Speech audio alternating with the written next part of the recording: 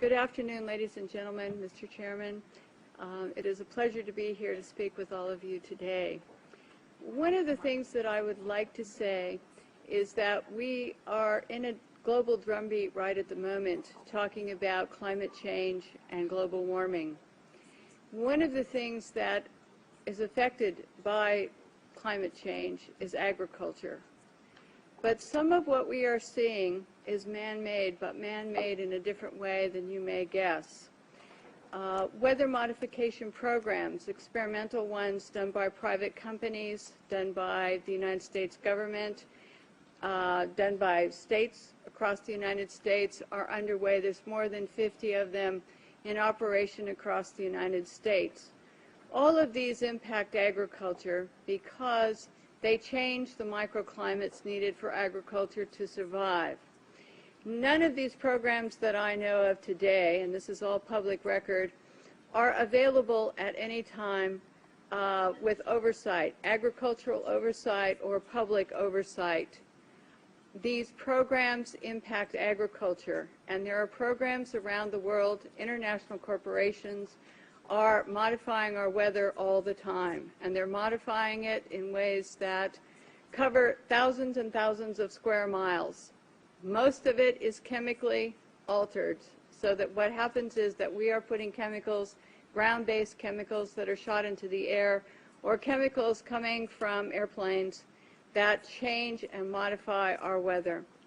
So one of the things that I'm concerned about and that we need to address in the future is how these programs are impacting microclimates needed for our crops to survive and needed for pollination.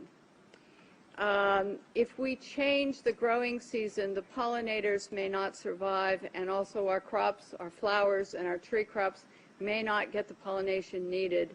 So one of my areas is looking at this situation to see if we can begin to put under control experimental and other types of weather modification programs. The other issue is that a lot of times we're talking about mitigation for climate change. It's rather an undefined term at this period of time.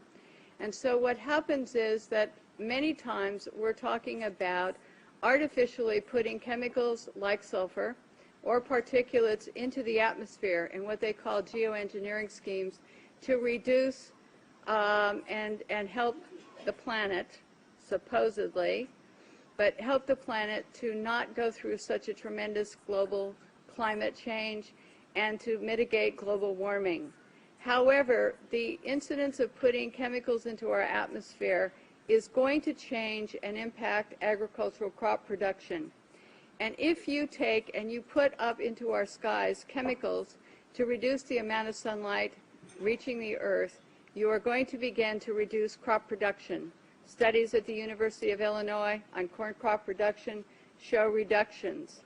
Without the process of photosynthesis, whereby plants from direct sunlight gain the energy to grow, to produce crops, we are going to find ourselves, if we mitigate in that direction, impacting the crop production not only here in the United States but worldwide. One of the things that is impacting crop production right now in the United States and reducing photosynthesis and also impacting the ability of solar power panels to generate the type of power that they should is persistent jet contrails. NASA talks about persistent jet contrails as exacerbating global warming because they trap warmth in the atmosphere when they produce cirrus and man-made clouds. NASA also talks about that that these aircraft leaving persistent contrails are changing our climate.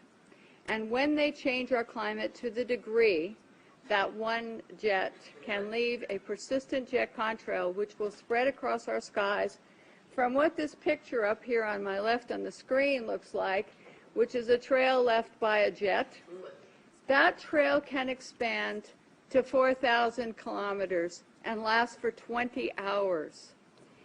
This was unheard of in the early 60s and the 70s, and it wasn't until the late 1980s that there was a change and we started to have persistent jet contrails that persist. NASA studies show that part of our global warming problem could be attributed to these types of contrails and the jets that leave them.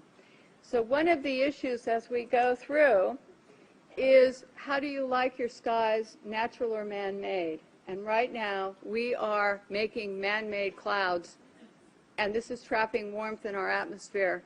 The climate change that is produced by these jets, not all jets, mostly some non-commercial, but what happens to our skies is that we start to see the changes. The man-made clouds do trap the warmth, and they increase the humidity. This allows for pests to proliferate, diseases, molds, mildews, funguses, and viruses. This is a man-made cloud, ladies and gentlemen, and these pictures I took myself over Northern California, and this is a burst. This is where a jet left a huge plume, and then this turned in at the end of it to a burst, and this is not normal, never seen before in our county historically, and I was born and raised there. This is another picture showing the jet trail just before the burst. This is our skies, and I want you to know that what you're seeing now, a lot of times many scientists know, especially at NASA and in other areas, that the skies that we're seeing are not normal cloud formations. These are man-made. And what happens as we reduce the amount of sunlight in a form of global dimming, we reduce the solar power with these type of clouds, and we reduce photosynthesis, which is going to impact agriculture. The pictures look odd. The formations don't look like normal clouds that people have seen before historically.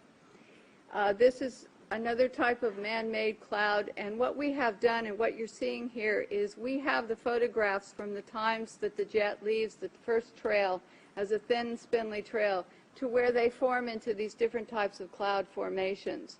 All of you can start looking up and seeing this. What happens is that there are experiments, and there's a color, you can see some color in this photograph. And part of what we're doing also is we're sending up canisters. The United States government, NASA, the U.S. Air Force, is sending up canisters into the atmosphere filled with chemicals to modify and experiment with our ionosphere. And when we modify and experiment with our ionosphere up here, we create experiments which they can see through these persistent jet contrails as they stay in the sky for long periods of time, and they can watch the experiments. The type of chemicals they are using are aluminum, barium, strontium, and these canisters are sent up on rockets, and what they do is they superheat the canisters to create experiments in our atmosphere. The experiments can give you colorful auroras, which they talk about as being wonderful. Many times people think that the auroras in Alaska and the ones we see are normal, but there's beginning to be more and more seen across the United States and elsewhere where aluminum, trimethyl aluminum experiments to make clouds are beginning to impact us. The reason I am concerned for agriculture is that none of these experiments have any public oversight nor agricultural oversight. Our drinking water is impacted because the chemicals are now beginning to show up in our drinking water. In California, the State Department of Health drinking water tests were examined between 1970 and this year, and we found unusual spiking in barium, aluminum, strontium, magnesium, calcium, manganese, and all of these spiked at the same time in various drinking water supplies across the state of California and also in Arizona. So what's happening with these atmospheric tests is that aluminum, as one example, gets into, with increased pollution and acid rain, gets into the root systems of our crop trees and our trees, and it looks like the trees are dying of drought. But they're not. What happens is that the root systems can no longer absorb the water and the nutrients needed to survive. Many of our forests in Redding, California and other areas are dying. The oak trees, the redwood trees, the Douglas fir across the United States, many areas. We believe that these trees are impacted because they cannot absorb enough water because aluminum is going into their root systems.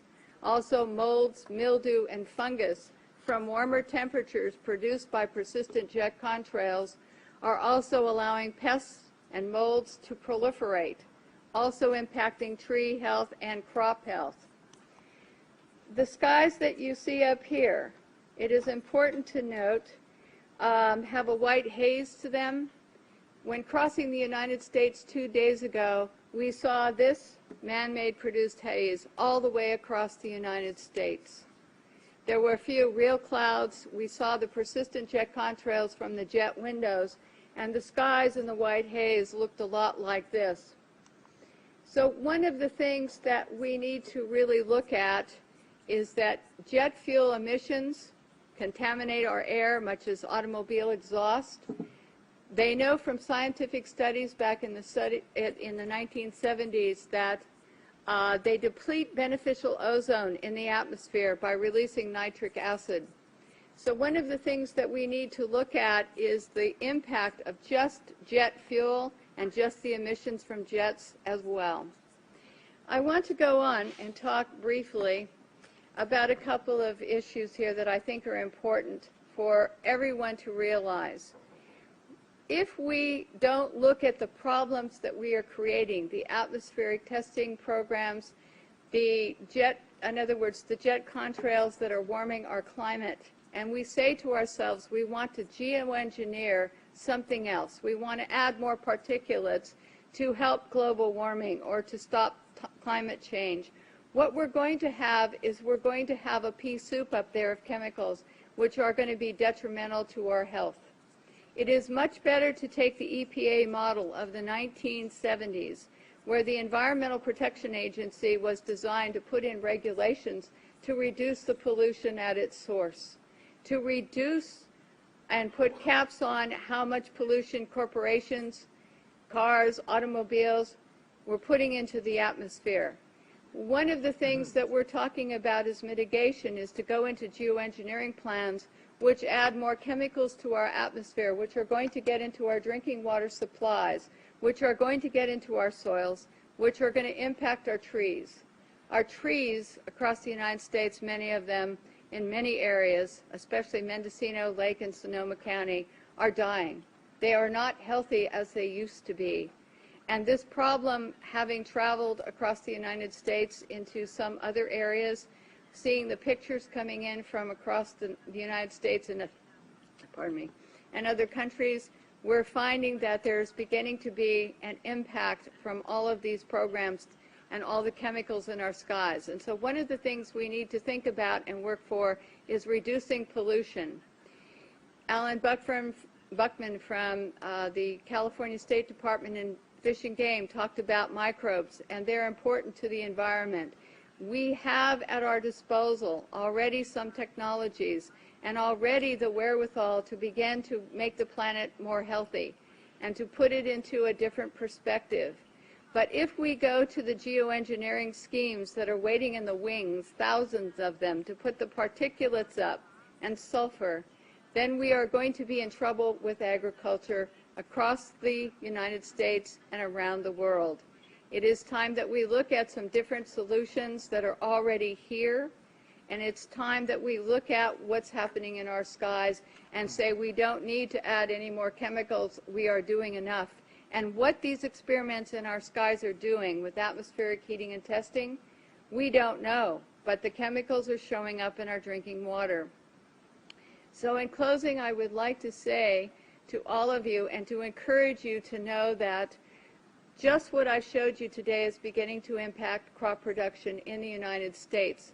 And we're seeing higher UV radiation that is burning the tips of our trees and our plants.